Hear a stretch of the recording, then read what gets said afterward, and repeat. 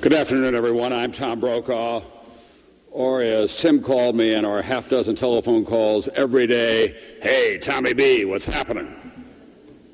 I want you to know at the outset that this is a celebration, and we're going to do it Irish style. There'll be some tears, some laughs, and the occasional truth.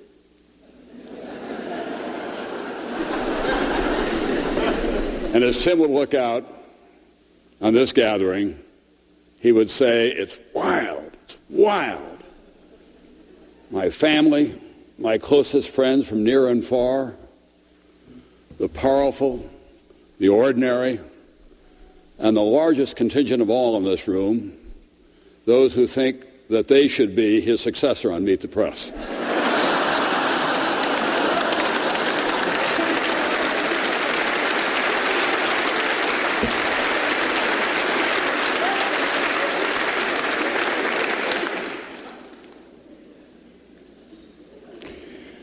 Our friend Timothy J. Russert was a man who awoke every morning as if he had just won the lottery the day before. He was determined to take full advantage of this good fortune that he couldn't quite believe and share it with everyone around him. As everyone knows by now, Tim grew up in a working-class neighborhood in South Buffalo, where I like to tease him.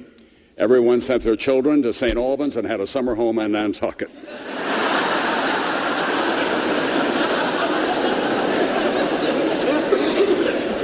We have been hearing a great deal about Tim since we lost him on Friday, and so at this stage it is tempting to invoke that familiar line, "Everything has been said, but not everyone has said it." However, in the book of Tim, not everything has been said, for the imprint is so broad and so bold. What's more, in the great tradition of his ancestry, the good stories are worth retelling. Besides, that same ancestry brings with it the license to embellish or to fine-tune. Tim was absolutely meticulous in his factual presentations on Meet the Press and in his reporting on election night. His personal stories, however, could be more accurately described as variations on a theme. Luke, I have never been absolutely clear just how you got your name. Before some audiences, Tim would piously explain, "I was inspired by St. Luke." But he also told Paul Newman that you got your name because of Cool Hand Luke. Now, my guess is right about now, St. Luke, no, you really were the inspiration. I only told that to Paul Newman because I was trying to book him on Meet the Press. Tim had to think about names. Tim started calling his son Baby Luke, and then he very quickly evolved into the Luke Man. Maureen, of course, was known as Miss Coco. And as I told you the other day, Luke Man, I've known you since you were a faint image on a sonogram. I remember the day your father called me and shouted into the telephone, "A son. I'm going to have a son." However powerful and influential he became, whatever his fame and acclamations, nothing was as important to him as being your father. And in your life, and especially in these past 5 trying days, you have demonstrated to all of us that you understood his legacy and his influence. Maureen, Miss Coco, the Berkeley baby boomer, the Peace Corps volunteer, the very smart, classy, and sassy magazine journalist. You're one of the few people that I know who could go toe-to-toe with Tim on politics, gossip, social life, and journalism and emerge a victor some of the time. We have all been strengthened by your great sense of grace, your sense of loss, but your courage and strength that you have transmitted to us since last Friday. Since Friday, all of us have been swamped with emails and phone calls, strangers on the street, tears in their eyes, sharing their grief and sense of loss. A friend emailed me the other day that he was in the Salt Lake City Air Terminal when the news broke, and he said the entire terminal came to a stop, and people just stared at the screen in disbelief. A postal worker with a heavy Spanish accent stopped me on the streets of New York, sobbing, saying that he was sick when he heard the news of Mr. Russert. A construction foreman stopped me and said he was so smart, and he seemed to be one of us. Men, women, young and old, the many colored fibers of the fabric of this country, they felt our loss because they saw Tim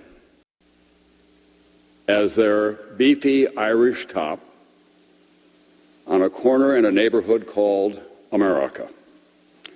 The guy with a pocket full of Tootsie Rolls for the kids, the wisecracks for the regulars, the walking sports page, the storyteller, who knew everything that was going on in and out of sight. He looked like he was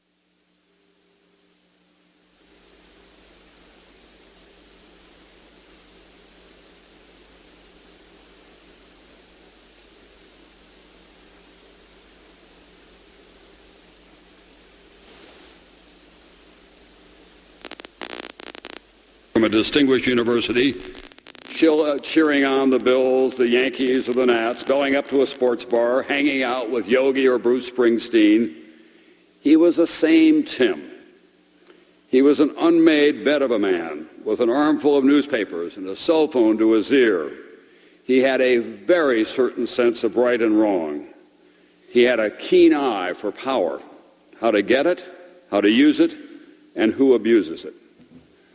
This morning, Meredith and I took a ride along the Washington Mall.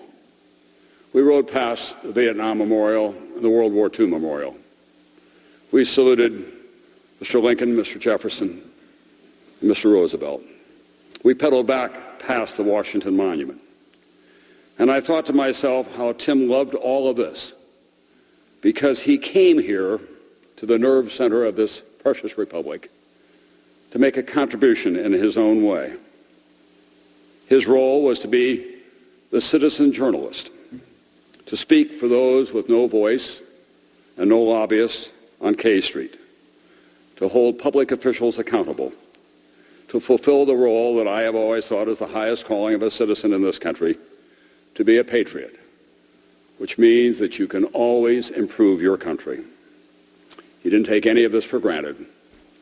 He got up every morning and rushed to too many places and too many commitments because he had been raised by Big Russ, as we all know, who worked 2 jobs and didn't believe in idle time. That is the curse and the blessing for those of us who grew up with fathers conditioned by the Depression, hardened by war and uncertainty. We grew up not having to do the heavy lifting, but by God, we'd better put in the hours. Big Russ is not with us here in this hall today. He's watching, however, I am assured, from Buffalo, and I want to take just a moment to talk to him.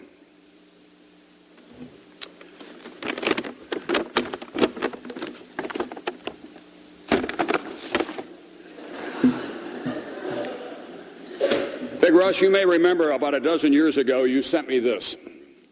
This is a mug from the American Legion Post 721 in South Buffalo. And for every morning since that time, it has been my first companion as I brush my teeth. But now I'm going to set this mug aside. I'm going to save it for election night. I'm going to fill it with this Rolling Rock that I pilfered just today from Tim's cooler here in Washington. I'll fill the mug with the Rolling Rock, and I hope that a call will come. Tommy B., what's happening? This is wild. But I know that that call won't come. The voice will linger only in my heart and in my memory. And so on election night, Big Russ, I will raise this glass to you for your gift to us of Tim and to your favorite saying that was his and mine as well, what a country. Thank you.